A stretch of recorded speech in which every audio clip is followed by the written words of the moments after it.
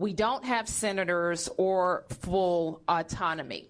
Limited home rule gives the federal government the ability to intrude on our autonomy in many ways.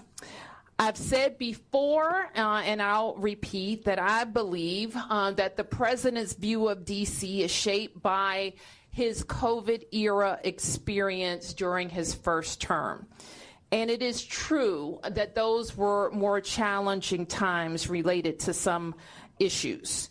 It is also true that we experienced a crime spike post-COVID, but we worked quickly to put laws in place and tactics that got violent offenders off our streets and gave our police officers more tools, which is why we have seen a huge decrease in crime because of those efforts. We have been able to reverse that 2023 crime spike. This year, crime isn't just down from 2023, it's also down from 2019, before the pandemic, and we're at a 30-year violent crime low. We're not satisfied. We haven't taken our foot off the gas, and we continue to look for ways to make our city safer. We know, however, as most have heard from the president's press conference, that he has prerogatives in D.C. unlike anywhere else in the country, including his authority given by our home rule charter to require the mayor, to require me, to supply services of the Metropolitan Police Department.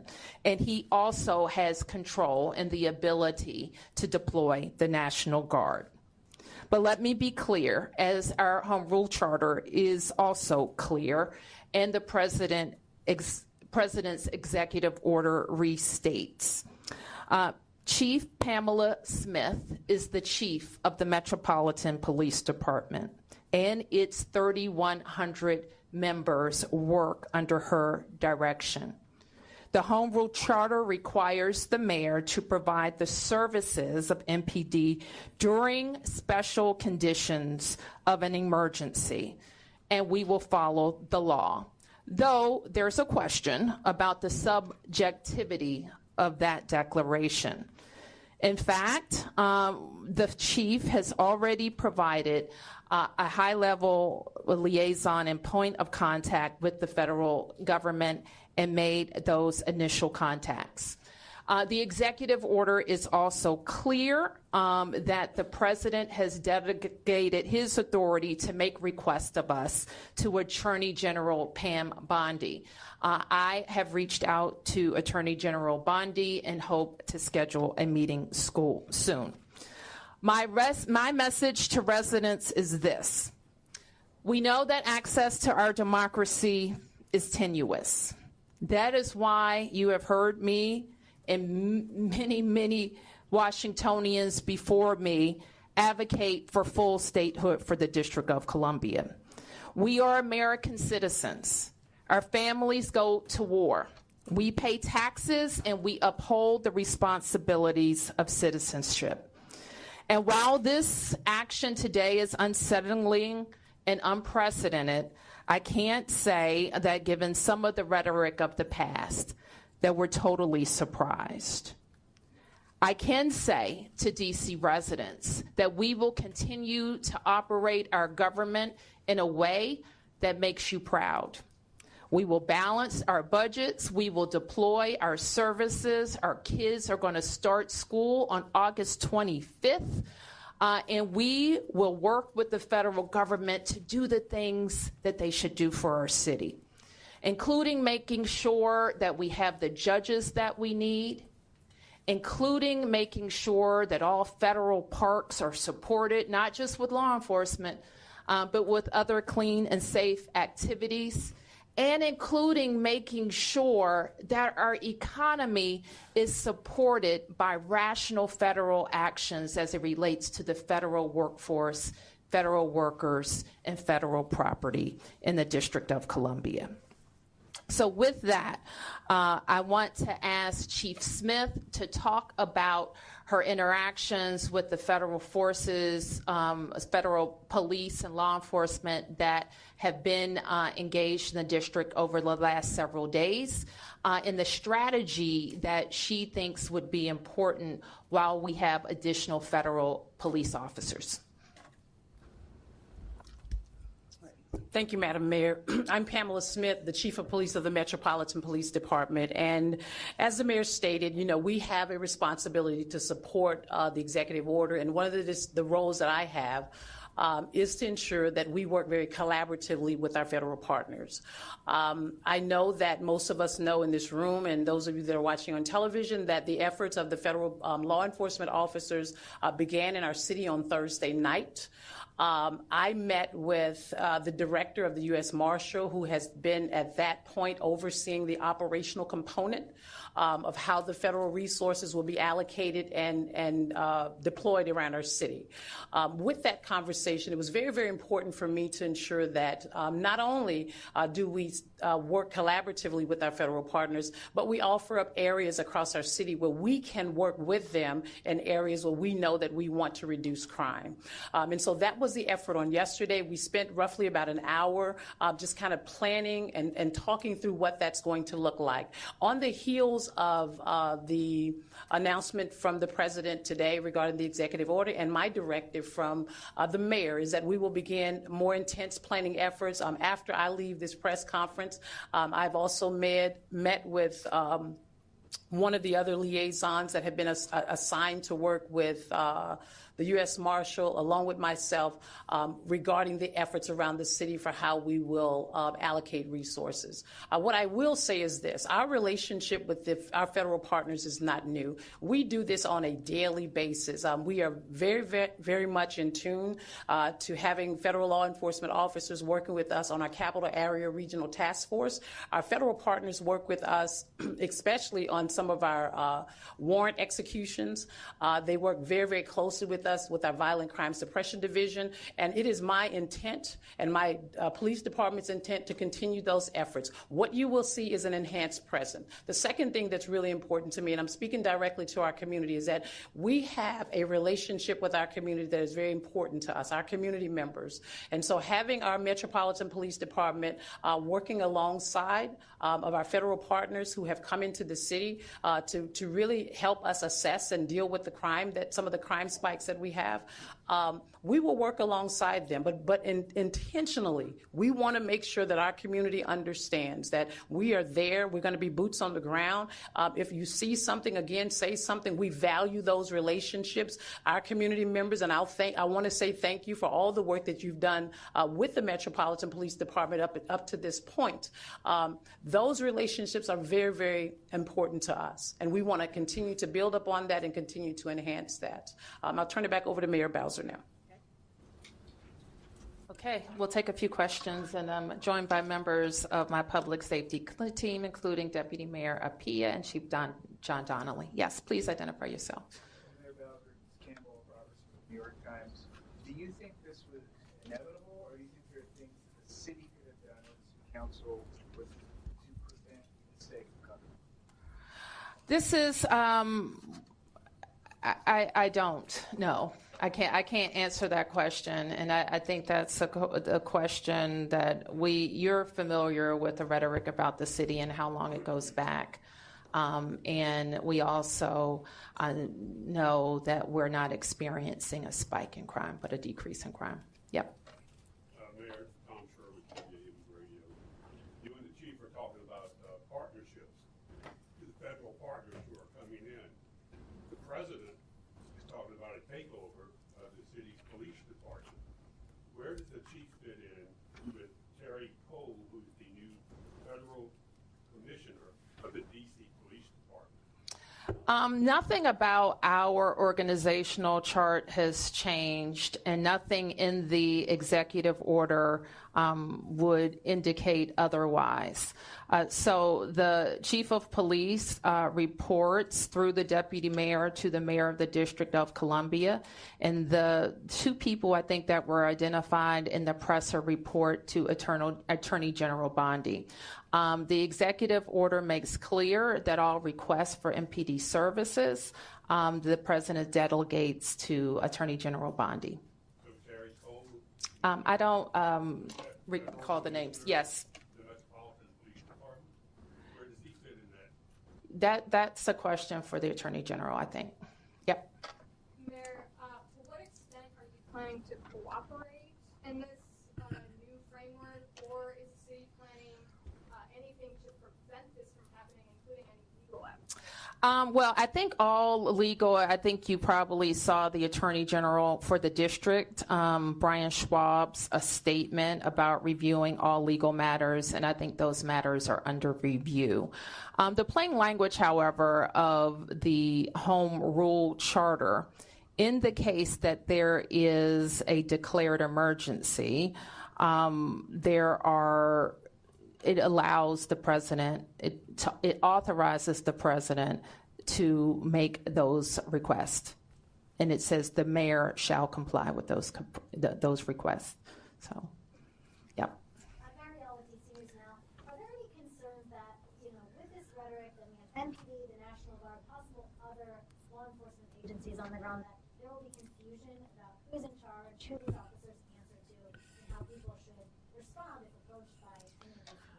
Well, we should note, and we have been advised, and we will continue to make this clear that this is needed in our city, that all law enforcement be identifiable by a uniform, a badge, a jacket, so that people know that they are law enforcement.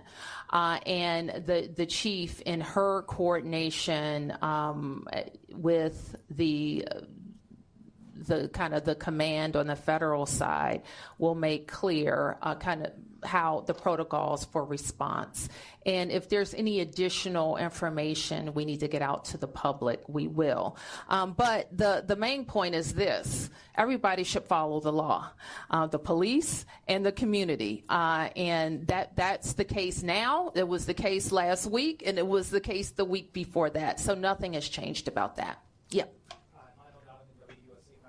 Would you be able to respond to the statement that came out from the DC Police Union? They come out with a statement they stand with the president, and that they have also said that crime is spiraling out of control. They're also calling for the president to go even further and repeal some of the legislation that DC Council passed in 2020. I'm afraid I haven't seen that statement yet, so I don't want to comment on it.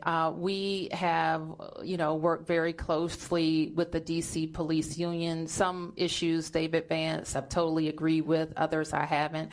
One thing that we are squarely supportive of is making sure that our department can recruit more officers and get to a number that I think we need. We've worked cooperatively with them on recruitment and retention activities, on some other changes to the law that were very objectionable to the union and our members, and we will continue to do that. Yeah. Peace and blessings, man. So, in what way, if any, does this change your strategy in terms of your relationship with the president? You've been pretty cooperative, pretty diplomatic, but he's saying one thing about crime, you're stating facts, and he's still infringing on your role as mayor. So, as far as your relationship and your strategy, what do you intend to do as far as, engaging with me? Well, we engage with all officials that impact the district, and that includes the president. So I don't expect that would change from our part. But as far as, now, if I may follow up. Sure. Are you going to go what some might consider a bit harder and pushing back against what he's trying to do? Will your tenor change or intensify? My tenor will be appropriate for what I think is important for the district. And what's important for the district is that we can take care of our citizens. And if people are concerned about a president's ability to have the MPD police department be responsive to the Department of Justice, the time to address that is when we're talking about statehood for DC. If people are concerned about the president being able to move the National Guard into our city, the time to do that would have been when the Congress had a bill that it could have given control of the DC National Guard to DC. So there are things that when a city is not a state and not fully autonomous and doesn't have senators, that the federal government can do. Yeah. Yeah. Or more confrontation with him, especially in 2020. You've tried to be more cooperative this time. Any second thoughts about that approach? And are you planning any sort of defiance, symbolic or whatever, in light of this? Well, I would refer you to the law, Home Rule Charter. He referred to it. I would refer you to the executive order. And so everything that we have said maintains my authority given by the Home Rule Charter.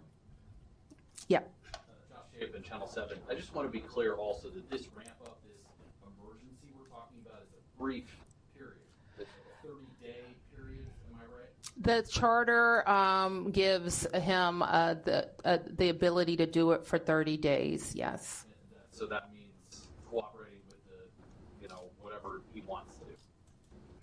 Well, it means that we follow the law, and that the MPD follows the law as well as all of the federal officials who are here. It's also important and we will do this in our communications with them, understand what they're looking to see. The fact that we have more law enforcement and presence in neighborhoods, that could not, that may be positive if people are, if it's a positive action. That's what the executive order says. Yeah, Mark. A couple quick questions. Do you know, will the National Guard be armed? I don't know. And then, what if the Attorney General directs the Chief of Police to redirect sources to do something that you and the Chief disagree with? For instance, redirect resources from east of the river to the federal enclave or something like that. Will you comply with, you say you're going to follow the law, and you say you want to be cooperative. What if you get a directive from the White House or the Attorney General that you just steadfastly don't agree with and think it's the wrong move and would jeopardize public safety in other neighborhoods? Will you comply? I don't have any reason to think that at this point, Mark, so I don't want to speculate about that. The executive order, as is the Home Rule Charter, is pretty clear that the directives have to be, the requests have to be related to federal purposes. And then can I ask, the president threatened to use not just the National Guard, but military, to bring the United States military, federal troops into the District of Columbia if needed. Can you respond to that threat? I mean, we're in uncharted waters already. A lot of people are seeing this as the first step in an assault on home rule, which the president has threatened. He's been making these threats since last year, and now he's carrying through with them. There's no reason to believe he won't go further. What do you say to the president about his threats to bring the military, not just the National Guard, but the military? We don't, and I think I speak for all Americans, we don't believe it's legal to use the American military against American citizens on American soil. I'm not a lawyer, and but I think that's a fairly widely held fact. And so, but we've seen them move, I think, the active military into California. So it's a question. We've seen active military on the borders of D.C. some years ago, and we don't believe that our military should be used against American citizens. Yes? Mayor Bowser, can you talk a little bit about the communication that you did receive before this morning? Did you know what this announcement was going to be? MPD before today? And can you just talk about the communication writ large before today? And secondarily, what do you say to DC residents who wanted to hear more from you, specifically in the last 5 days, being forthright, speaking to press and media? Can you just talk DC residents know I'm forthright. That's not a question. DC residents know that, and this press corps should know I speak to you all the time. So you should know that as well. And your question was when I did not know that the request of MPD would be made. I believed that they would announce that they were going to call up the National Guard. I had one brief phone call related to the National Guard issue over the weekend. Yes. Can you identify yourself? Okay. Can you tell us what your main challenges were going to be? Chief Smith and the DC Police working with officials, and are you concerned that any federal official overseeing the DC Police Department is not going to know the city as well as Chief Smith and your officers? Chief Smith oversees the MPD. And all of the requests and coordination for the federal request. I don't really have a doubt that is going to, among those officials who are law enforcement officials who have experience working together, I don't have a big concern about that communication and coordination happening. Who hasn't? Yep. Hi, Emma Huber with the Washington Post. During the conference this morning, President Trump spoke about how he wanted to empower DC police to hit back harder. Are you aware of any change in the works to MPD's use of force policies? And does that kind of rhetoric, how do you feel about that kind of rhetoric?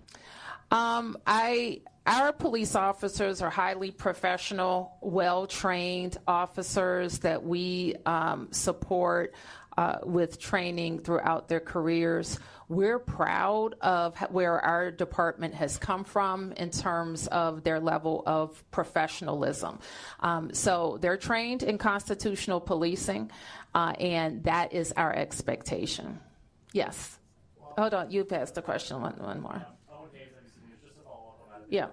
So will they still be fully subject to local regulations when it comes to use of force, body cameras while under federal patrol, MPD officers? MPD reports to the chief of police, and they are subject to DC and local laws as well as federal laws. And that will continue even under this plan? Yes. Yes. Emiliana with News Nation. You said earlier that they did not tell you about this announcement before it happened today. Did the White House or the president bring up their concerns with crime before last week? The president talks about crime all the time. Specifically in D.C.? Yes. Have you not heard the president from the campaign trail? In every conversation I had with him, we're always briefing the president on our progress. In fact, my first meeting with him after he was elected the second time, we went over the crime trends. We went over how we're seeing decreases. So the president is read in on our efforts. Who has an ad? Yep, over here. The Associated Press.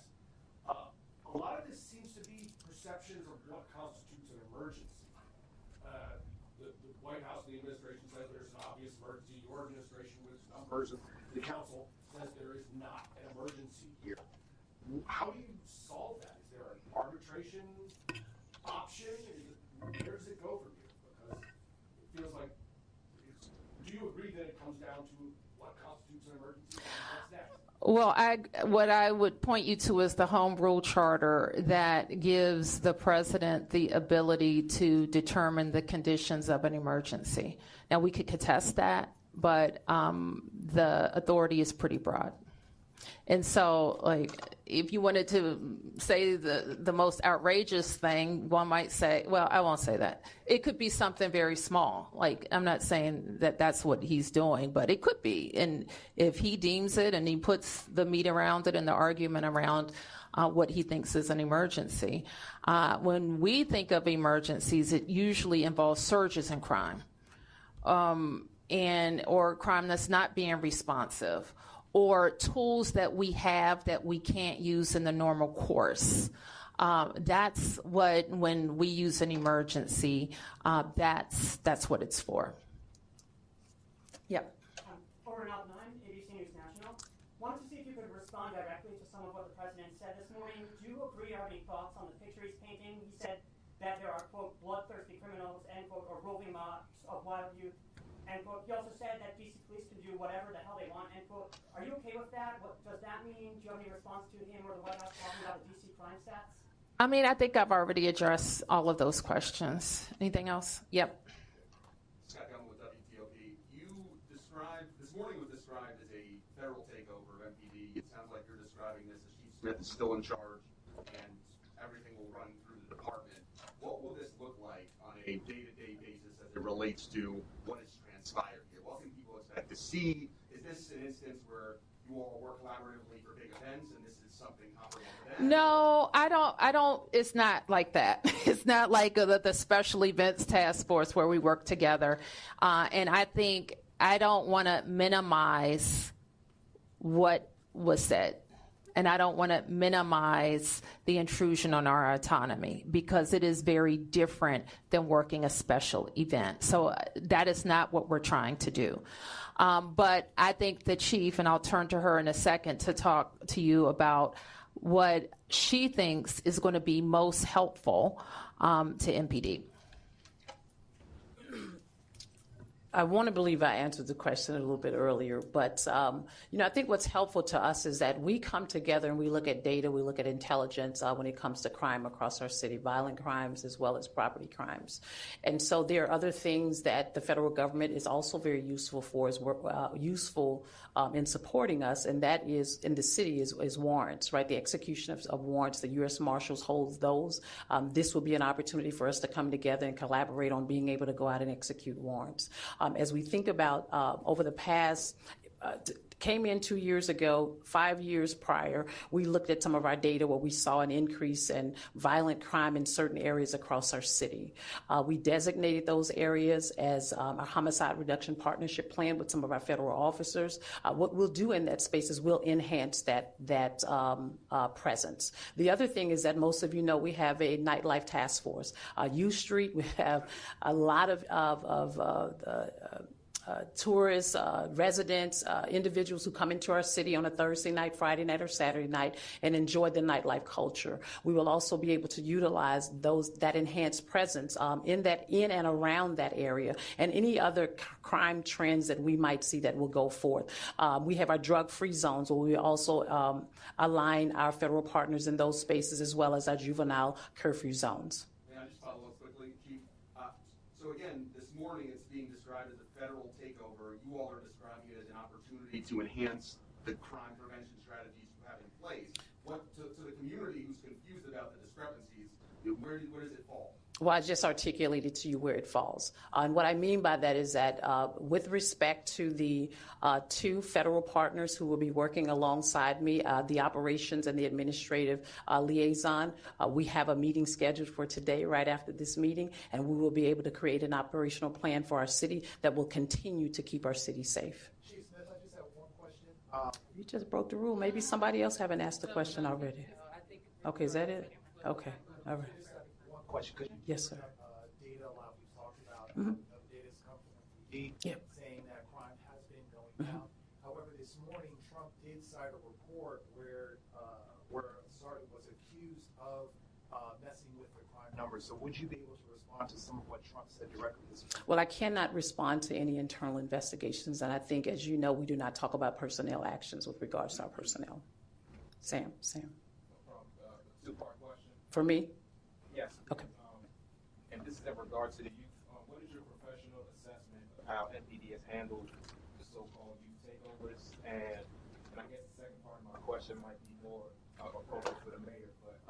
Well, can I ask the first question? Then you can ask the mayor the second question. I think when it comes to the juveniles, and I've said this, I'm very passionate about young people who are going to do great things in our city, and we have a lot of young people who are moving in that trajectory and in that space.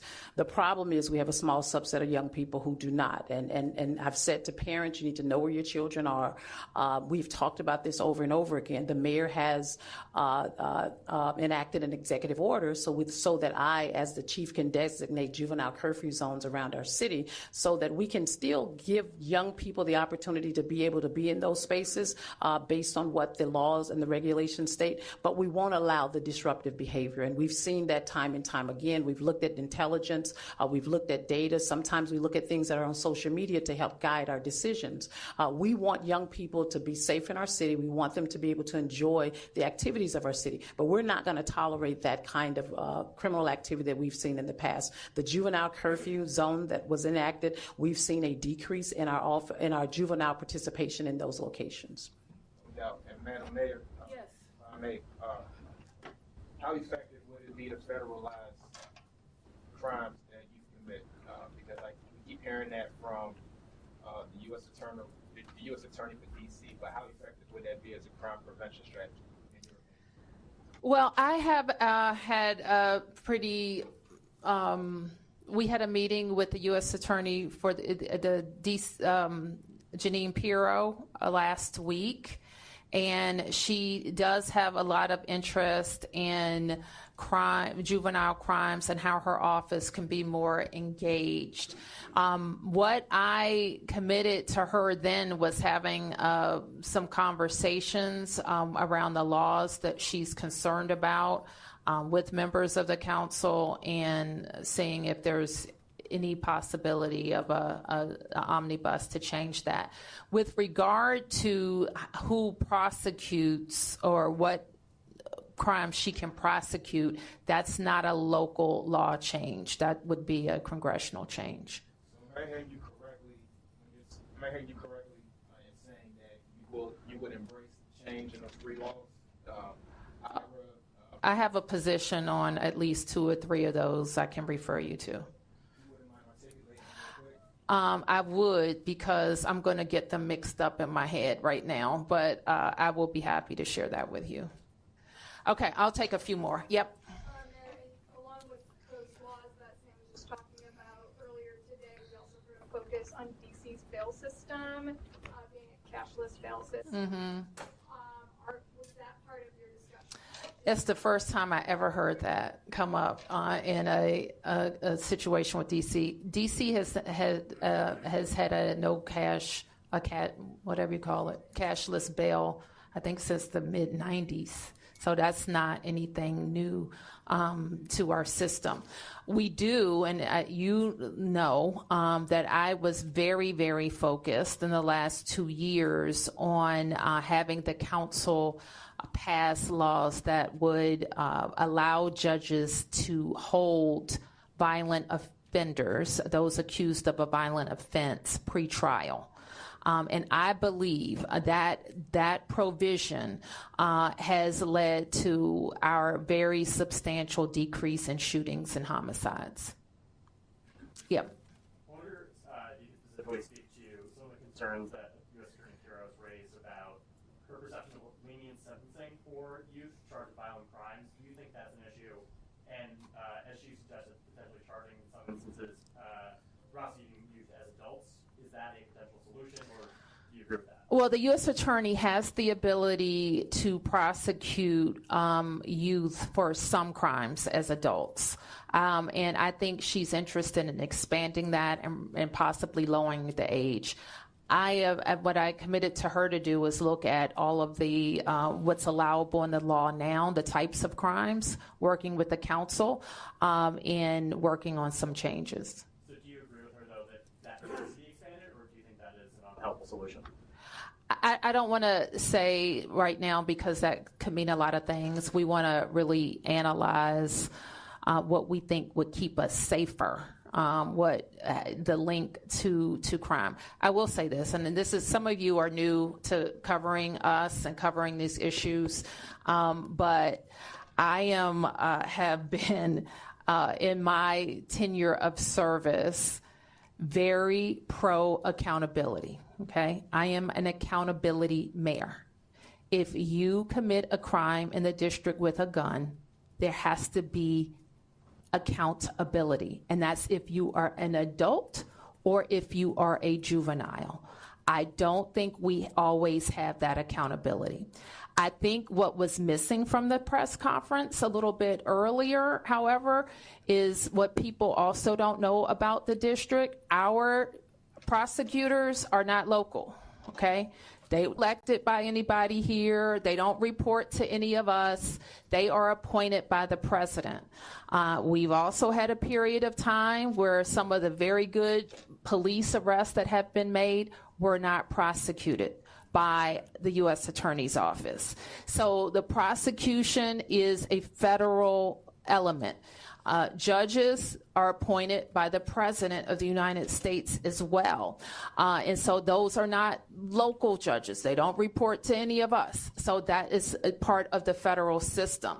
So anytime we talk about crime in the district, it is part local and part federal that can make changes.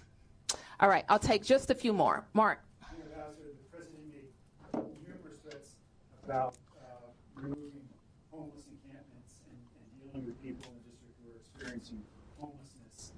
Can you talk about what preparations that you're making, your administration is making to facilitate this and put this, have you had any of those conversations with the White House, what that's going to look like and where these people would go if they would be FD12 We really haven't gotten any more detail about the plan, about the words that he said.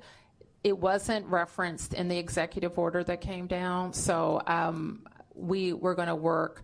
And I believe he had a previous executive order that also identified Attorney General Bondi as a point of contact as it relates to homelessness.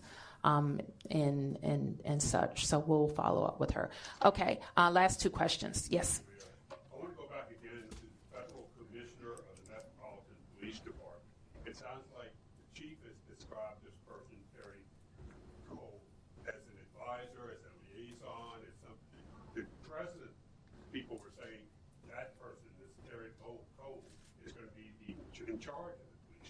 I can't really comment on that, Tom. I can only tell you what's in the executive order, and that's what controls. Yep. Will DMH just be coordinated with law enforcement? Can you identify yourself? Hi, I'm with Street Sense Speeding. Okay. What's your name? Maddie Kessler. Okay. Thanks, Maddie. Yeah. Will DMH just be coordinating with law enforcement when it comes to increasing commitment clearance for disaster floor? And then if AG Bondi directs local law enforcement to arrest people experiencing homelessness out of DC, will Chief Smith comply? Well, let me just say what MPD needs to be focused on, and it's violent crime. We simply, like our force, when the chief deploys every day and every night, is focused on people who are committing crimes in the district. So I'll leave it at that. Mayor, one more if I could. Okay. You testified to Congress after the 2020 racial justice protests when there was concern that Trump might take control over MPD at that time, but that would be a complete disaster, and that you were worried that you're going to lose control of the city. Can you reflect on this moment today? Do you feel that you're at risk of losing control of the city? Are you worried this is going to be a complete disaster? I'm going to work every day to make sure it's not a complete disaster. Let me put it that way. And I think that with Chief Smith's leadership and her expertise in both the federal space and the local space, we are going to do our level best to maintain, as the chief talked about, to maintain the trust that DC residents have in us. What could be a disaster is if we lose communities who won't call the police. That could be a disaster. What will be a disaster if communities won't talk to the police if a crime has been committed and could help solve that crime. That could be a disaster. It would be a disaster if people who aren't committing crimes are antagonized into committing crimes. That would be a disaster. So we're going to work every day to get this emergency put to an end, I'll call it the so-called emergency, and continue to do our work. And at the same time, make sure that if these are like the law enforcement officers who are called, they're leaving their homes, their towns, maybe doing double shifts.